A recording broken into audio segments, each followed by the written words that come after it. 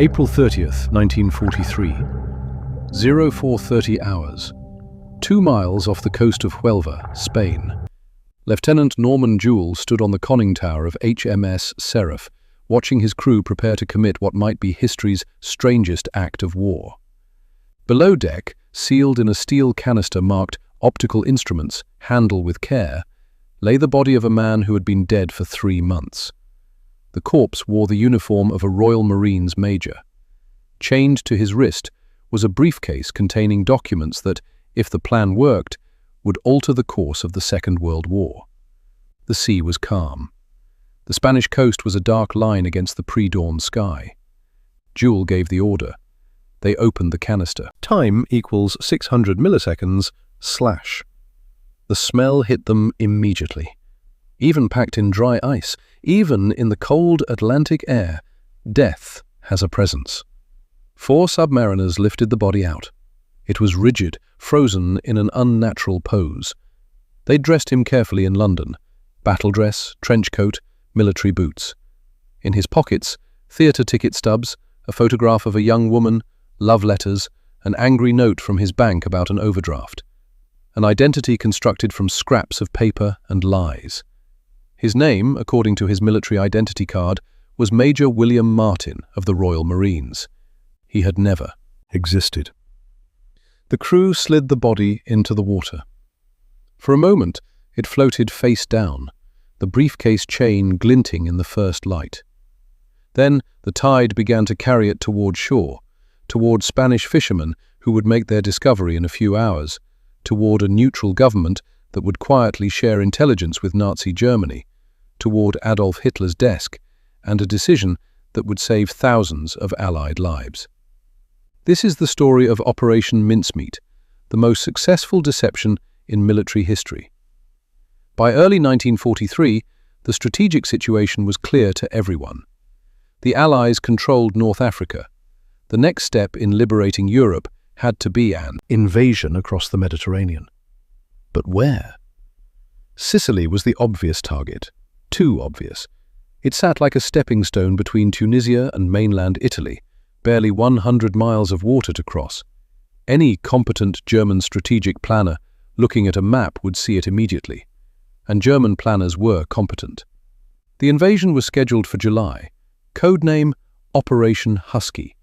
It would involve 160,000 troops, 3,000 ships, and the largest amphibious assault yet attempted in the war. If the Germans knew it was coming, if they reinforced Sicily with troops and aircraft, the beaches would become killing grounds. The casualties would be catastrophic. The British needed the Germans to look somewhere else, anywhere else. In a basement office in London's Admiralty building, 2 intelligence officers were developing an answer.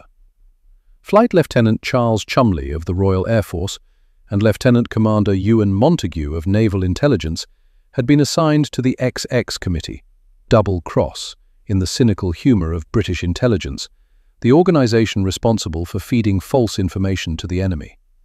They had an idea that seemed insane. Plant false invasion plans on a dead body. Let the body wash up in Spain. Let the Spanish find it, photograph the documents, and pass them to German intelligence. Make the Germans believe the Allies were planning to invade Greece and Sardinia, not Sicily. It was absurd. It was elaborate. It was perfect. Finding the right corpse presented unexpected difficulties. They needed a man who had died recently enough that the body wouldn't be obviously decomposed when it reached shore. He had to appear to have died from drowning or exposure at sea. No visible wounds, no signs of illness that would contradict the cover story. And critically, no one could be looking for him. The homeless and the forgotten, these were Britain's secret weapons. Glyndwr Michael was 34 years old when he died in a London warehouse on January 28, 1943. He had consumed rat poison, whether by accident or intention, no one recorded. He had no family, no fixed address, no one to ask questions. The coroner's officer who handled his case understood that wartime sometimes required irregular arrangements. Forms were signed. The body was released to military authorities. No details were recorded. Michael's identity died with him. In death, he would become Major William Martin, Royal Marines, aged 36, temporary captain, assigned to Combined Operations Headquarters. Cholmondeley and Montague built an entire life from imagination and paperwork. They gave him a fiancée. Pam wrote him passionate letters that the team composed with meticulous attention to authentic sentiment. "I do think, dearest, that Mummy will be more sensible this time," one letter read, full of domestic details about wedding plans and difficult mothers. They included a photograph, a young woman from MI5's clerical pool who volunteered for the role without knowing what it was for. They gave him debts, a stern letter from Lloyd's Bank about an overdraft of £79, theatre ticket stubs from a London show, a receipt for an engagement ring from a Bond Street jeweller, the kind of ephemera that fills a man's pockets and proves he existed. Most importantly, they gave him secrets. The briefcase contained 2 letters, written on authentic military letterhead, signed by real generals, containing false information wrapped in genuine bureaucratic language. The first was from Lieutenant General Archibald Nye, Vice Chief of the Imperial General Staff, to General Harold Alexander, Commander of Allied ground forces in North Africa. It discussed the upcoming invasion of Greece. Casual references to the attack on Sicily as a cover operation, a feint to draw German attention while the real assault came at Greece. Details about sardine rations, Sardinia, another diversion. The tone was perfect. Bored, administrative, 2 tired officers managing the machinery of war. The second letter was from Lord Louis Mountbatten to Admiral Andrew Cunningham, Commander-in-Chief, Mediterranean Fleet. It asked Cunningham to take good care of Major Martin, a brilliant officer being sent to assist with planning. A personal favour, one officer to another. It made Martin real. Both letters were genuine forgeries, actually written and signed by the officers involved, who understood they were participating in a deception but didn't know the details. The bureaucracy of the British military, its endless paperwork and proper procedures, became a weapon. On April 19th, they sealed the body in the canister. The submarine Seraph departed from Holy Loch in Scotland. Only Lieutenant Jewell and 3 of his officers knew what they were carrying. The crew thought it was a secret weather monitoring device. For 11 days they travelled south through the Atlantic, submerged during daylight, surfacing at night. The canister sat in the torpedo room. Nobody asked questions. José Antonio Rey Maria, a fisherman from Punta Umbria, found the body around 9 in the morning on April 30th. It was floating face down in the surf near Huelva, on Spain's southern Atlantic coast. He pulled it ashore and notified the authorities. Spain was neutral, technically. Practically, Francisco Franco's government leaned toward the Axis powers. German intelligence officers operated openly in Madrid. Information flowed freely to Berlin. The Spanish naval authorities took possession of the body.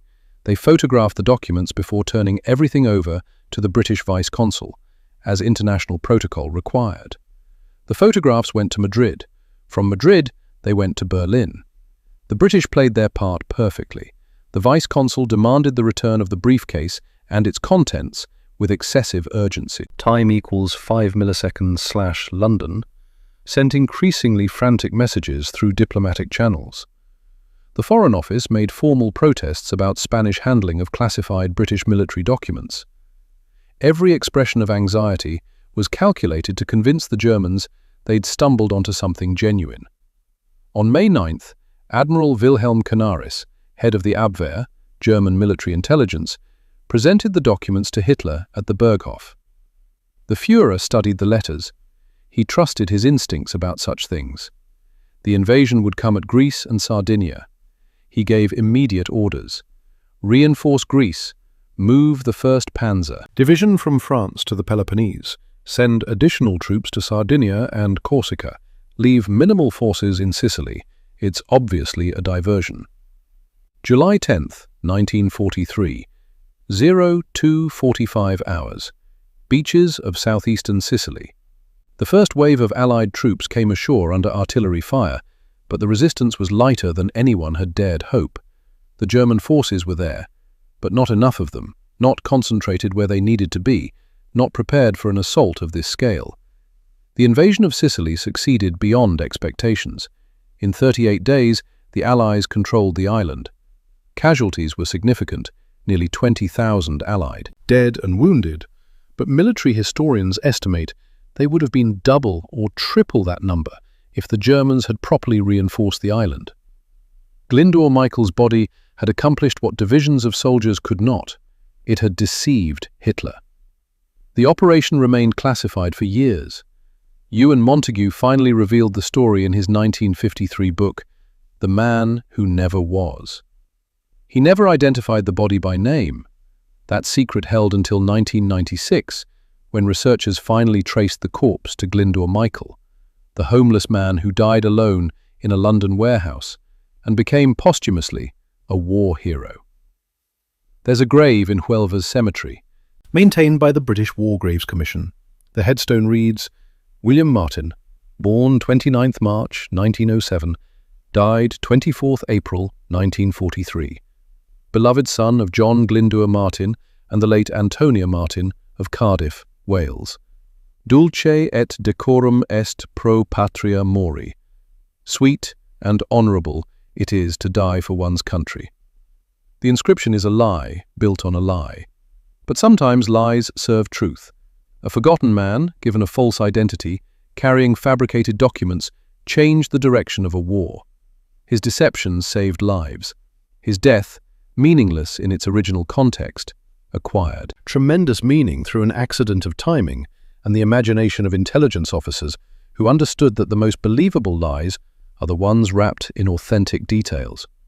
Operation Mincemeat succeeded because Cholmondeley and Montagu understood something fundamental about human nature.